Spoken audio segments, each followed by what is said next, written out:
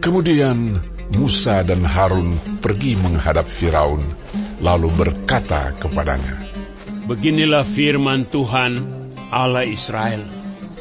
Biarkanlah umatku pergi untuk mengadakan perayaan bagiku di padang gurun." Tetapi Firaun berkata, "Siapakah Tuhan itu yang harus kudengarkan firman-Nya untuk membiarkan orang Israel pergi? Tidak kenal aku Tuhan itu, dan tidak juga aku akan membiarkan orang Israel pergi." Lalu kata mereka, Allah orang Ibrani telah menemui kami. Izinkanlah kiranya kami pergi ke padang gurun 3 hari perjalanan jauhnya untuk mempersembahkan korban kepada Tuhan Allah kami, supaya jangan nanti mendatangkan kepada kami penyakit sampar atau pedang. Tetapi Raja Mesir berkata kepada mereka, "Musa dan Harun, mengapakah kamu bawa-bawa bangsa ini melalaikan pekerjaannya? Pergilah melakukan pekerjaanmu." Lagi kata Firaun, "Lihat, sekarang telah terlalu banyak bangsamu di negeri ini. Masakan kamu hendak menghentikan mereka dari kerja paksanya?"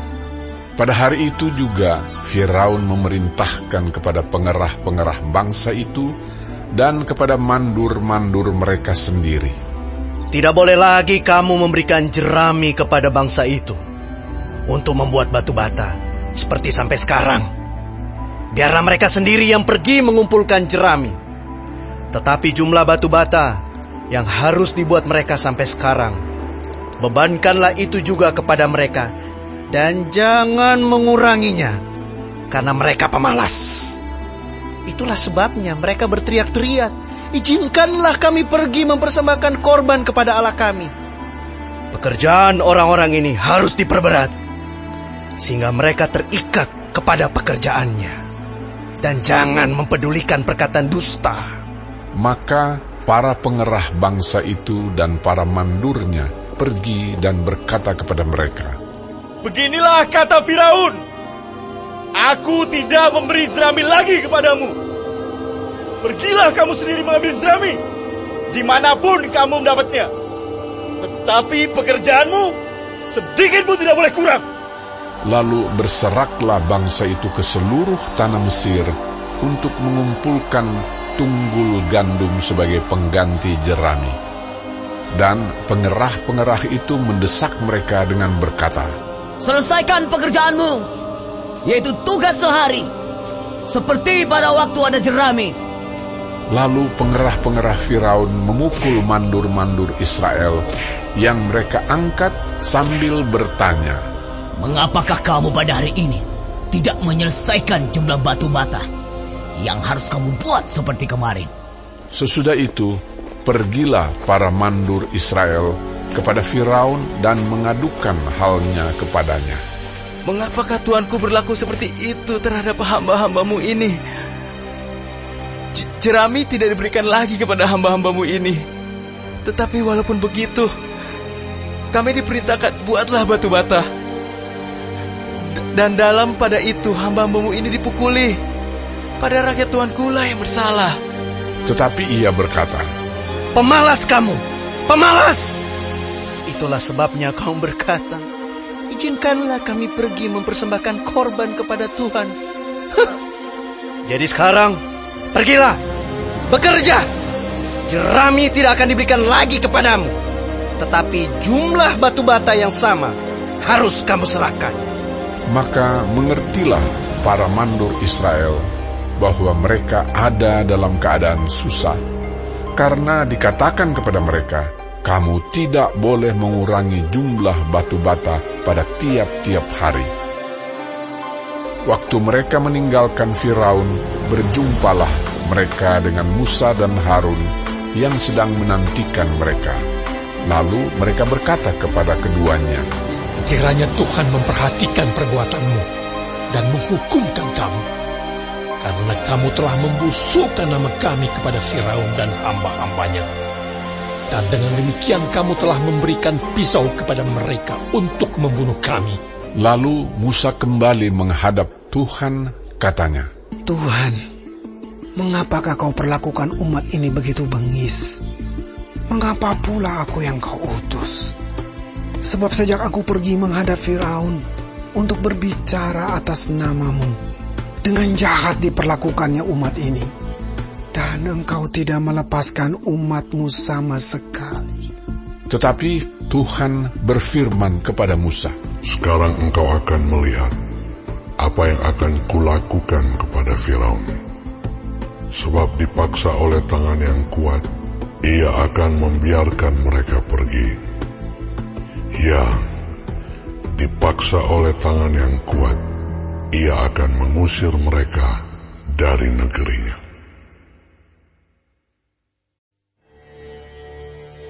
Selanjutnya berfirmanlah Allah kepada Musa, "Akulah Tuhan.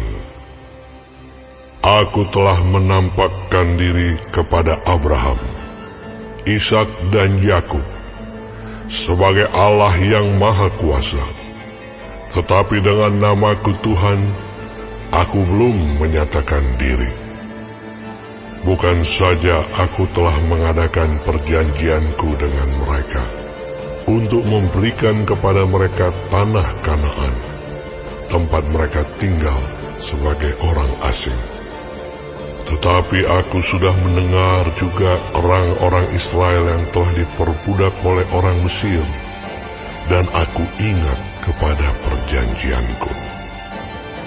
Sebab itu katakanlah kepada orang Israel, Akulah Tuhan. Aku akan membebaskan kamu dari kerja paksa orang Mesir, melepaskan kamu dari perbudakan mereka, dan menebus kamu dengan tangan yang teracung dan dengan hukuman-hukuman yang berat. Aku akan mengangkat kamu menjadi umatku, dan aku akan menjadi Allahmu, supaya kamu mengetahui bahwa akulah Tuhan Allahmu yang membebaskan kamu dari kerja paksa orang Mesir. Dan aku akan membawa kamu ke negeri yang dengan sumpah telah kujanjikan memberikannya kepada Abraham, Ishak, dan Yakub. Dan aku akan memberikannya kepadamu untuk menjadi milikmu. Akulah Tuhan." Lalu Musa mengatakan demikian kepada orang Israel, tetapi mereka tidak mendengarkan Musa karena mereka putus asa dan karena perbudakan yang berat itu. Kemudian Tuhan berfirman kepada Musa, "Pergilah menghadap. Katakanlah kepada Firaun, Raja Mesir, bahwa ia harus membiarkan orang Israel pergi dari negerinya." Tetapi Musa berkata di hadapan Tuhan, Orang Israel sendiri tidak mendengarkan aku. Bagaimanakah mungkin Firaun akan mendengarkan aku? Aku seorang yang tidak petah lidahnya. Demikianlah Tuhan telah berfirman kepada Musa dan Harun, serta mengutus mereka kepada orang Israel dan kepada Firaun, Raja Mesir, dengan membawa perintah supaya orang Israel dibawa keluar dari Mesir.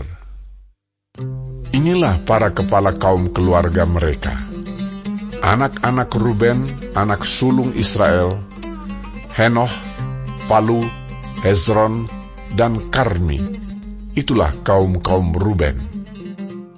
Anak-anak Simeon, Yemuel, Yamin, Ohad, Yakin, Zohar, dan Saul, anak seorang perempuan Kanaan. Itulah kaum-kaum Simeon. Inilah nama anak-anak Lewi menurut urutan kelahirannya: Gerson, Kehat, dan Merari. Umur Lewi 137 tahun. Anak-anak Gerson, Libni, dan Simei menurut kaum mereka. Anak-anak Kehat, Amram, Yishar, Hebron, dan Uziel. Umur Kehat 133 tahun. Anak-anak Merari, Mahli, dan Musi. Itulah kaum-kaum Lewi menurut urutannya. Dan Amram mengambil Yokhebed, saudara ayahnya, menjadi istrinya, dan perempuan ini melahirkan Harun dan Musa baginya. Umur Amram 137 tahun. Anak-anak Yizhar, Korah, Nevek, dan Sikri. Anak-anak Uziel, Misael, Elsafan, dan Sitri. Dan Harun mengambil Eliseba, anak perempuan Aminadab, saudara perempuan Nahason, menjadi istrinya, dan perempuan ini melahirkan baginya Nadab, Abihu, Eleazar, dan Itamar. Anak-anak Korah, Asir, Elkana, dan Abiasaf. Itulah kaum-kaum orang Korah. Eleazar, anak Harun, mengambil salah seorang anak perempuan, Putiel, menjadi istrinya, dan perempuan ini melahirkan Pinehas baginya. Itulah para kepala kaum keluarga orang Lewi menurut kaum mereka. Itulah Harun dan Musa yang diperintahkan Tuhan. Bawalah orang Israel keluar dari tanah Mesir menurut pasukan mereka. Merekalah yang berbicara kepada Firaun, raja Mesir, supaya mereka membawa orang Israel keluar dari Mesir. Itulah Musa dan Harun. Pada waktu Tuhan berfirman kepada Musa di tanah Mesir, Tuhan berfirman kepadanya, Akulah Tuhan, katakanlah kepada Firaun, raja Mesir, segala yang kufirmankan kepadamu. Tetapi Musa berkata di hadapan Tuhan, Bukankah aku ini seorang yang tidak betah lidahnya? Bagaimanakah mungkin Firaun akan mendengarkan aku?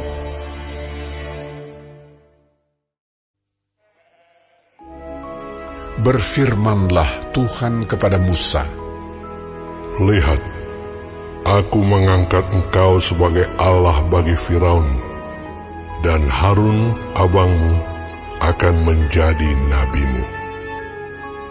Engkau harus mengatakan segala yang kuperintahkan kepadamu, dan Harun abangmu harus berbicara kepada Firaun, supaya dibiarkannya orang Israel itu pergi dari negerinya.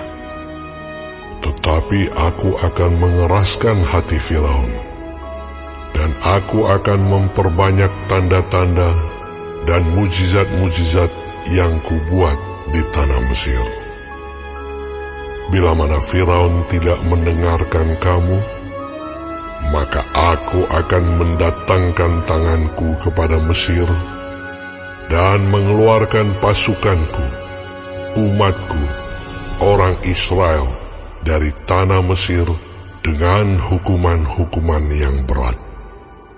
Dan orang Mesir itu akan mengetahui bahwa akulah Tuhan, apabila aku mengacungkan tanganku terhadap Mesir dan membawa orang Israel keluar dari tengah-tengah mereka. Demikianlah diperbuat Musa dan Harun, seperti yang diperintahkan Tuhan kepada mereka. Demikianlah diperbuat mereka. Adapun Musa 80 tahun umurnya, dan Harun 83 tahun, ketika mereka berbicara kepada Firaun. Dan Tuhan berfirman kepada Musa dan Harun, Apabila Firaun berkata kepada kamu, tunjukkanlah suatu mujizat, maka haruslah kau katakan kepada Harun, ambillah tongkatmu, dan lemparkanlah itu di depan Firaun, maka tongkat itu akan menjadi ular. Musa dan Harun pergi menghadap Firaun, lalu mereka berbuat seperti yang diperintahkan Tuhan. Harun melemparkan tongkatnya di depan Firaun dan para pegawainya, maka tongkat itu menjadi ular. Kemudian Firaun pun memanggil orang-orang berilmu dan ahli-ahli sihir. Dan mereka pun, ahli-ahli Mesir itu, membuat yang demikian juga dengan ilmu mantera mereka. Masing-masing mereka melemparkan tongkatnya, dan tongkat-tongkat itu menjadi ular. Tetapi tongkat Harun menelan tongkat-tongkat mereka.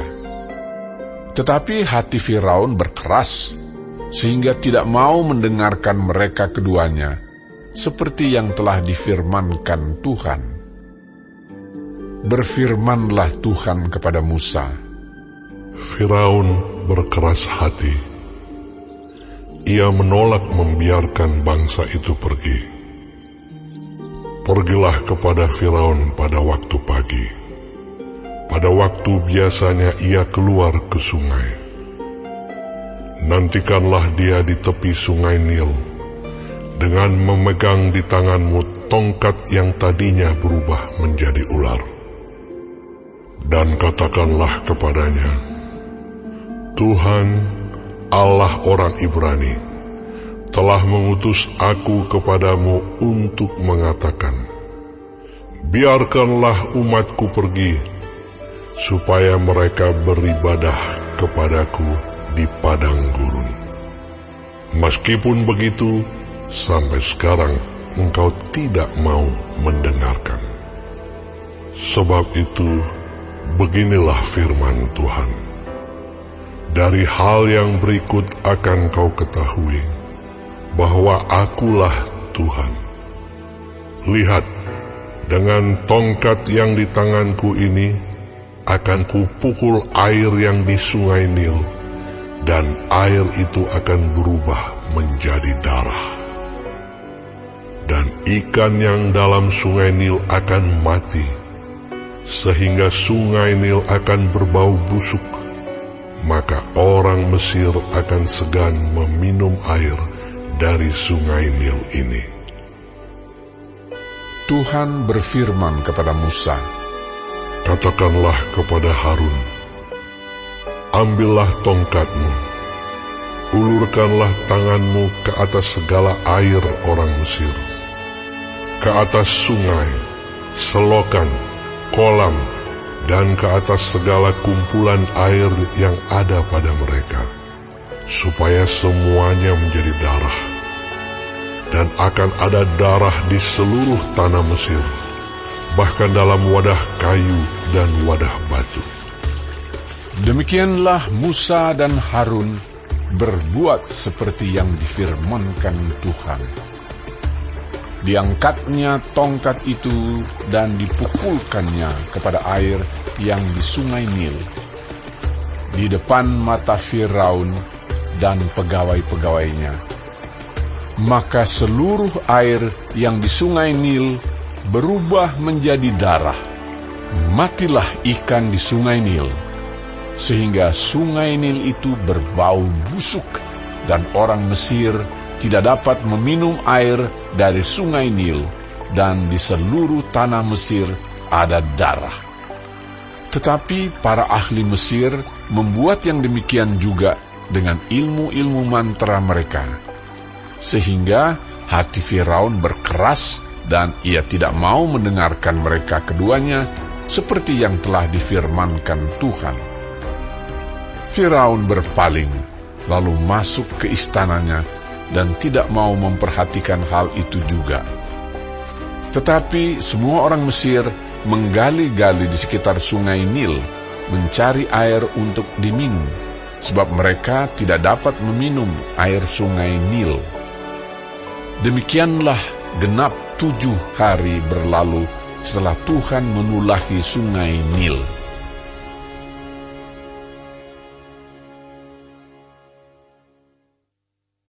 Bagi warga sorga yang mau dapat pemberitahuan video terbaru, silahkan klik subscribe dan paling penting jangan lupa untuk klik aktifkan loncengnya ya. Warga sorga terkasih, tolong bantu beri saya semangat upload video baru dengan kasih like ya. Ayo warga sorga menjadi berkat bagi orang lain dengan membagikan video ini ya. Tuhan Yesus Kristus memberkati kita warga sorga. Amin. Ingat, dalam kitab Filipi 3 ayat 20 tertulis firman Tuhan, karena kewargaan kita adalah di dalam sorga, dan dari situ juga kita menantikan Tuhan Yesus Kristus sebagai Juru Selamat.